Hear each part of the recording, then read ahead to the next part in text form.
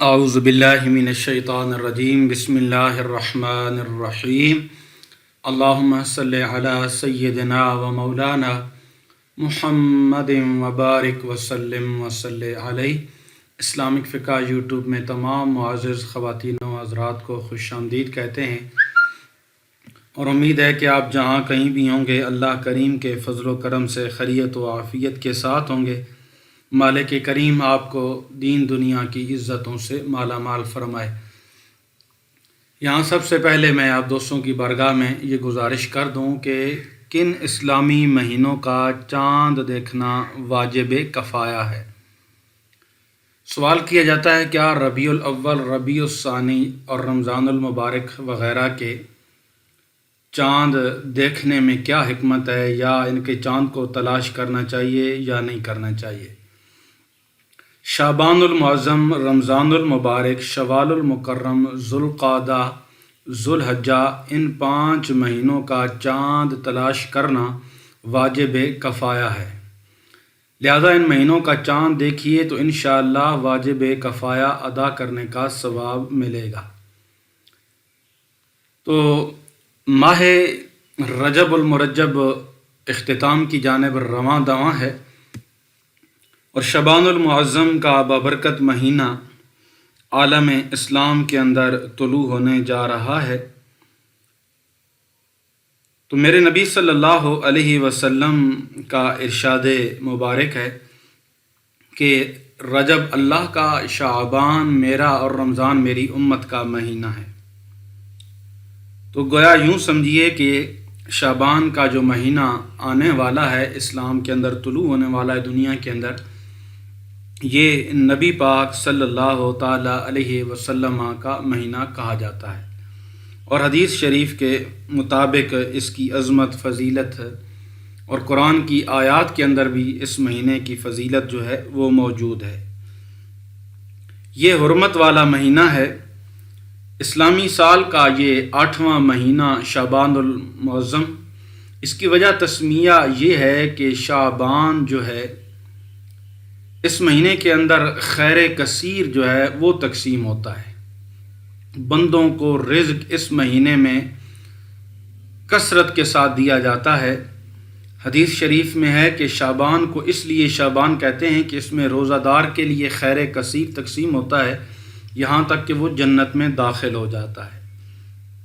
اور اس مہینے کی بالخصوص 5 تاریخ کو سیدنا حضرت امام حسین رضی اللہ تعالیٰ عنہ کی ولادت مبارکہ ہوئی، اور اسی مہینے کی 15ویں تاریخ کو شب برات یعنی لیلۃ المبارک بھی اس مہینے میں ہے، اور جس میں امت مسلمہ کی بہت زیادہ مغفرت کی جاتی ہے۔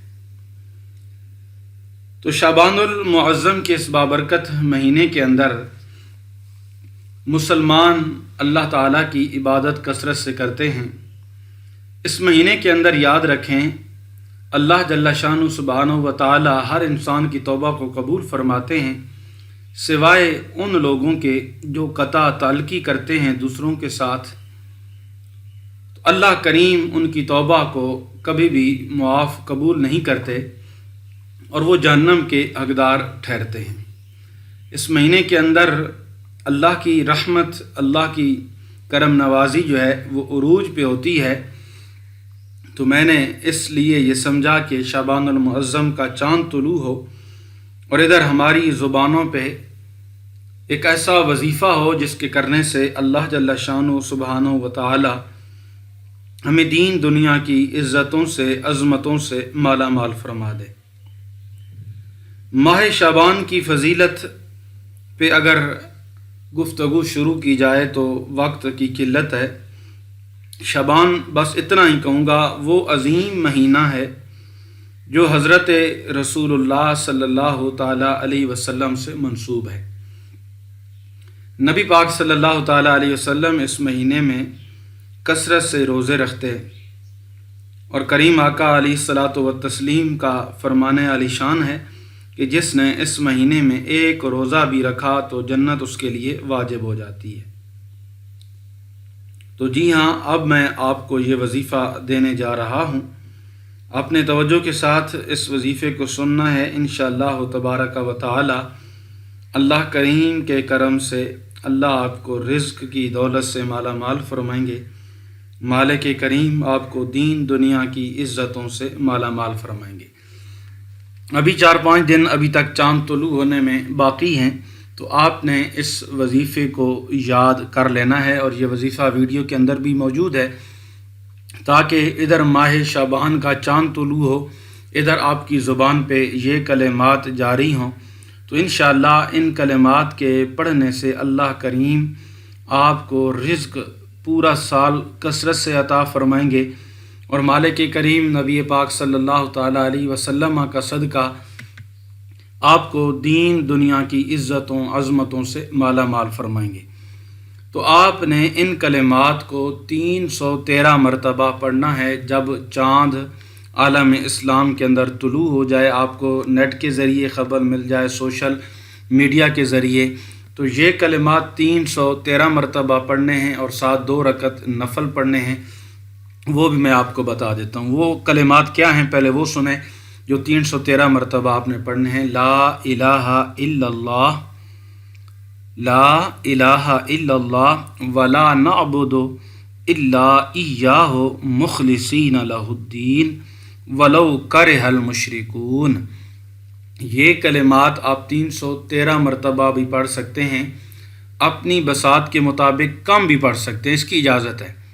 کمی پیشی میں اگر آپ کے پاس وقت کم ہے، آپ کے لیے پڑھنا مشکل ہے یہ کلمات، تو بے شک اپنی بساط کے مطابق پڑھیں، لیکن پڑھیں ضرور۔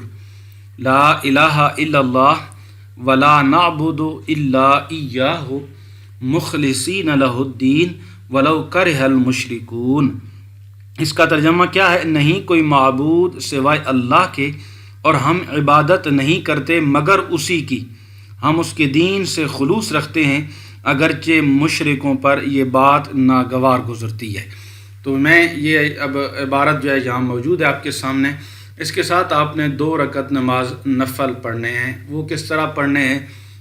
2 رکعت نماز نفل کی نیت کرنی ہے، واسطے اللہ تعالیٰ کے بندگی، اللہ تعالیٰ کی منہ قبلہ شریف کی طرف اللہ اکبر کہہ کر ثنا کے بعد سورۃ فاتحہ کے بعد آپ نے جو ہے پہلی رکعت کے اندر سورۃ کوثر جو ہے انا اعطیناک الکوثر فصلی لربک وانحر ان شانئک ھو الابتر، یہ 7 مرتبہ پڑھنی ہے، اور دوسری رکعت میں سورۃ اخلاص، سورۃ فاتحہ کے بعد سورۃ اخلاص 3 مرتبہ پڑھنی ہے۔